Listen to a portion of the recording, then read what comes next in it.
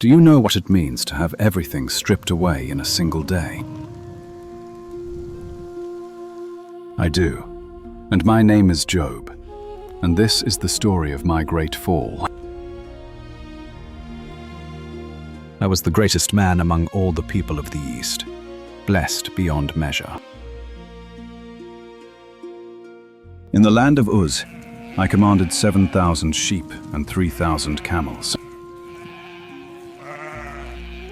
500 yoke of oxen plowed my fields, and 500 donkeys carried my grain. I had 7 sons and 3 daughters, and servants who answered to my every word.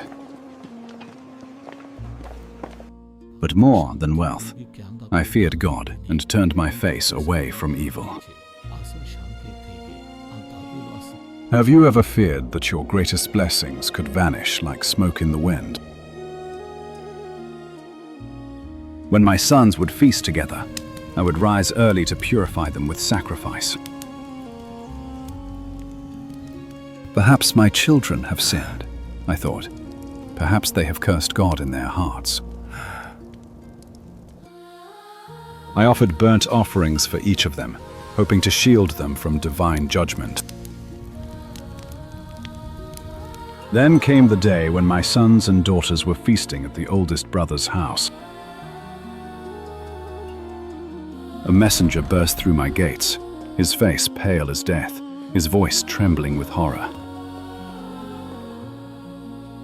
The oxen were plowing and the donkeys grazing when the Sabaeans attacked like a storm. They swept down upon us, made off with the animals, and put the servants to the sword. I am the only one who has escaped to tell you this terrible news. While he was still speaking, another messenger came running with ash on his face. The fire of God fell from the heavens and burned up the sheep and the servants. I am the only one who has escaped to tell you, he gasped, collapsing at my feet. Before I could draw breath, a third messenger appeared, his clothes torn and bloodied. The Chaldeans formed 3 raiding parties and swept down on your camels like locusts. They put the servants to the sword, and I am the only one who has escaped. Then came the 4th messenger, and the words he spoke shattered my world like glass. Your sons and daughters were feasting when a mighty wind swept in from the desert. It struck the 4 corners of the house with the force of 1,000 hammers. The house collapsed on them, and they are dead, every single one of them gone. I tore my robe and shaved my head, falling to the ground in unspeakable agony.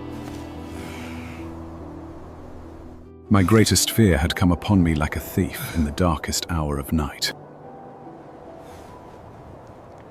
I took a piece of broken pottery and scraped my skin as I sat among the ashes.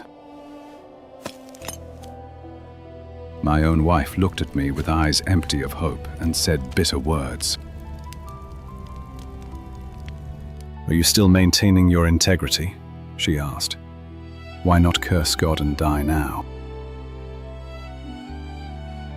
I answered her, "You are talking like a foolish woman who does not understand God's ways. Shall we accept good from God and not trouble? Shall we take only the sweet and refuse the bitter?" In all this suffering, I did not blame God with wrongdoing or sin in what I said. When my 3 friends heard about all the troubles that had come upon me, they journeyed to comfort me. Eliphaz, Bildad, and Zophar came from their homes, all 3 older and wiser than I. When they saw me from a distance, they could hardly recognize the man I had become. They began to weep aloud, tearing their robes and sprinkling dust on their heads in mourning. For 7 days and 7 nights, they sat with me on the ground in complete silence. No one said a word because they saw how great my suffering truly was. Finally, I opened my mouth and cursed the day of my birth with bitter words. May the day of my birth perish, and the night that said a boy is conceived. May that day turn to darkness. May God above not care about it at all. Why is life given to those in misery, and life to the bitter of soul? What would you do if everything you loved was torn away in a single, terrible day? Why is life given to a man whose way is hidden, whom God has hedged in? My daily food became sighing, and groaning poured out like water from a broken vessel. What I feared has come upon me. What I dreaded has happened to my soul. I had no peace, no quietness, no rest, but only turmoil like a storm without end. My spirit was broken, my days were cut short, and the grave awaited me in darkness. The mockers surrounded me, and my eyes dwelt on their hostility day and night without mercy. Give me, O God, the pledge you demand. Who else will put up security for me? My eyes grew dim with grief, and my whole frame was but a shadow of what I was.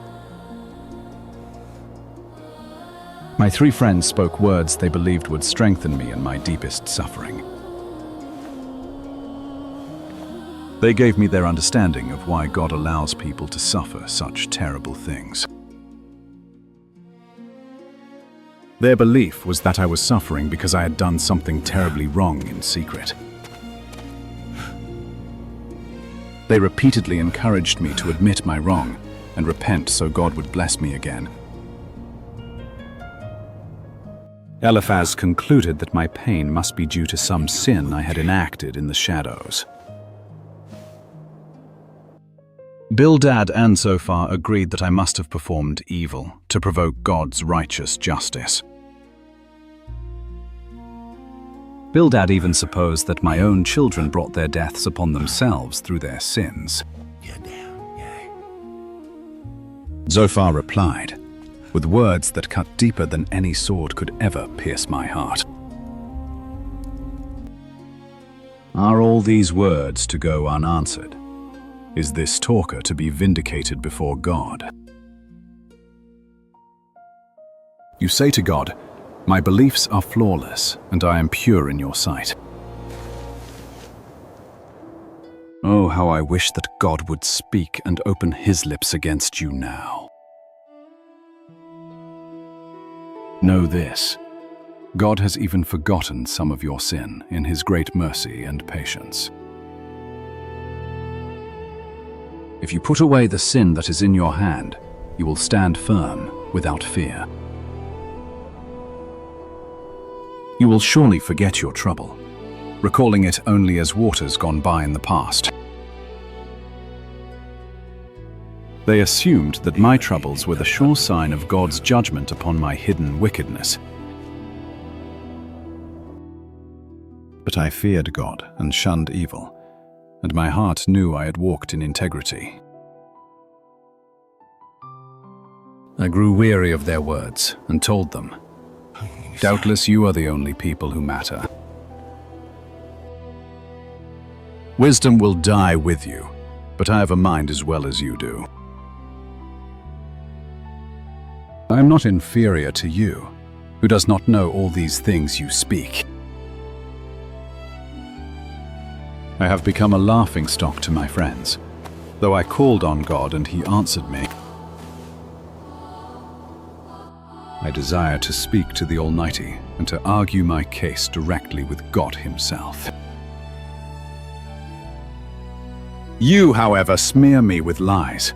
You are worthless physicians, all of you who claim wisdom. If only you would be altogether silent. For you, that would be true wisdom at last. Though he slay me, yet will I hope in him, and defend my ways to his face. Can you imagine holding on to hope when everything you know has been torn away from you? Now that I've prepared my case, I know I will be vindicated before the throne. Only grant me these two things, God, and then I will not hide from your presence.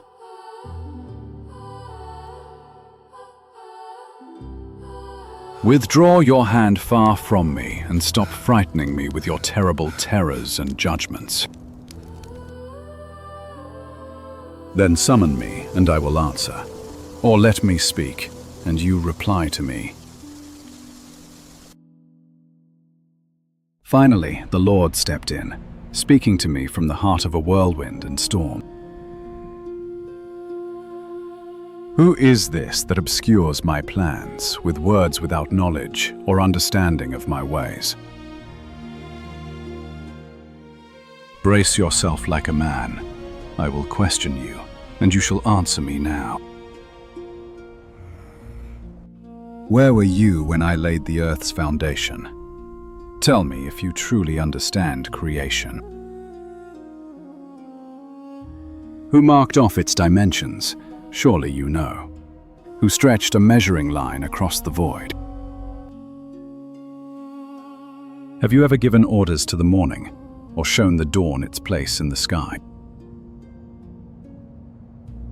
Do you have an arm like God's, and can your voice thunder like His across the heavens? I dropped to the floor and said, I know that you can do all things without limit. No purpose of yours can be thwarted. No plan of yours can be stopped by human hands. Surely I spoke of things I did not understand, things too wonderful for me to know. My ears had heard of you, but now my eyes have seen you in all your glory. Therefore I despise myself and repent in dust and ashes before your holy presence and majesty. The Lord restored my fortunes and gave me twice as much as I had before my suffering. All my brothers and sisters came and ate with me, comforting me for all the troubles. The Lord blessed the latter part of my life more than the former part with abundance. I had 14,000 sheep, 6,000 camels, 1,000 yoke of oxen, and 1,000 donkeys. I also had 7 sons and 3 daughters, and I lived to see 4 generations of my family.